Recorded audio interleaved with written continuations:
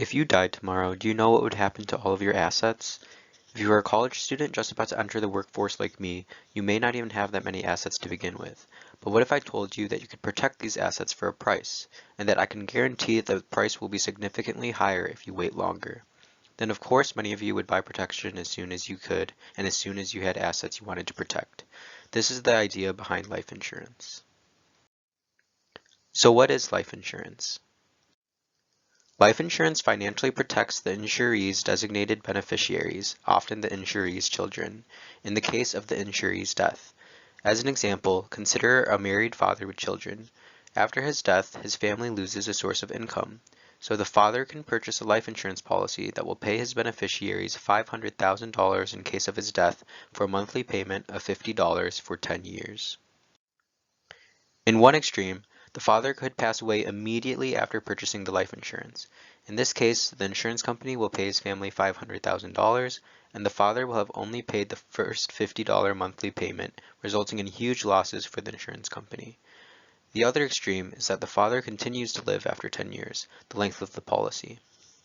In this extreme, the insurance company pays the family nothing, and the father will have paid $6,000 in monthly payments, resulting in profit for the insurance company. The insurance company hedges the risk of the former extreme and similar loss-resulting situations by insuring several people. For the insurance company, there will ideally be more people that survive the length of their policy than people that die early. Thus, being able to predict the likelihood that someone will die is a key factor in determining life insurance pricing. So what determines the price of life insurance? The price of life insurance depends on several factors, including age, gender, and health status.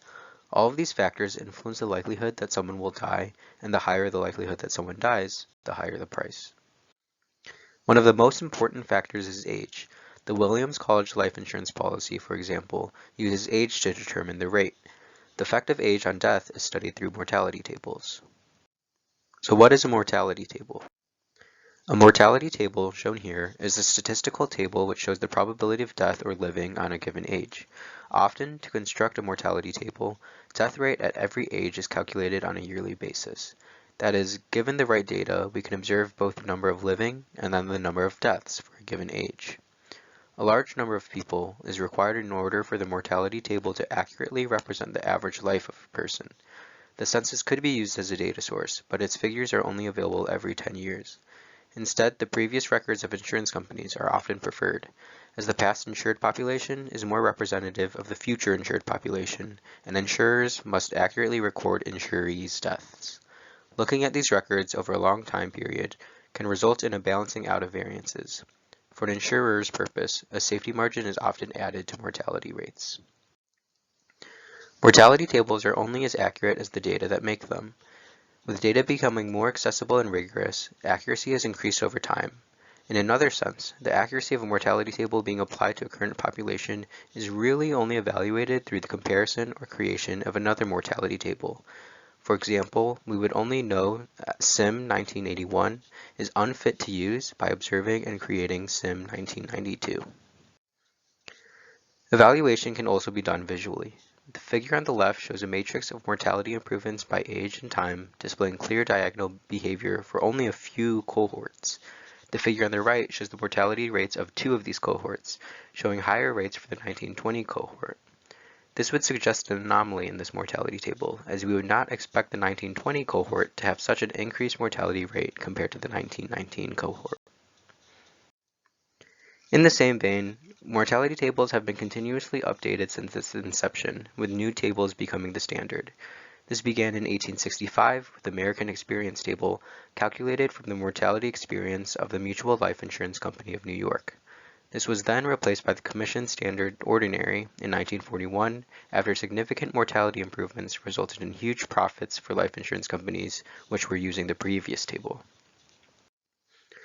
While mortality tables are made from historical data, work is being done to be able to forecast and simulate mortality tables.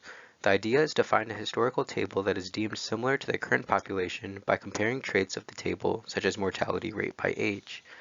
Then the assumption is that the future development of the current table will be analogous to the development of the identified historical table, whose historical development is also available. Using parameters from the historical development as the mean value, different scenarios can then be simulated through adjustments to this mean. There's immense potential for change in how life insurance is priced in the future, especially as technology becomes more powerful and more data is available that could help predict the likelihood of someone's death. In particular, wearables are becoming more common, and even smartphones can track more data regarding one's lifestyle, including steps taken and hours slept.